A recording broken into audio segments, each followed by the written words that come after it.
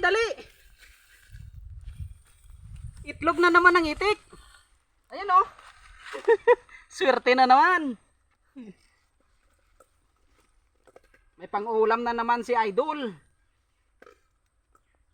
Iwan ko muna yung ano, yung isa para balikan ng ano, ng itik mamaya pag mangitlog.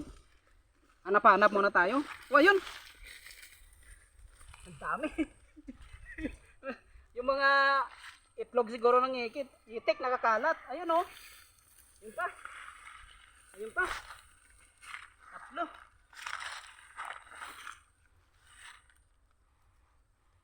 Marami pa siguro doon.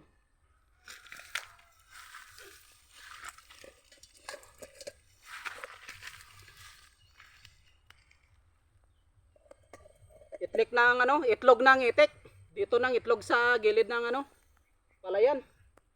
May ulam na naman. Okay.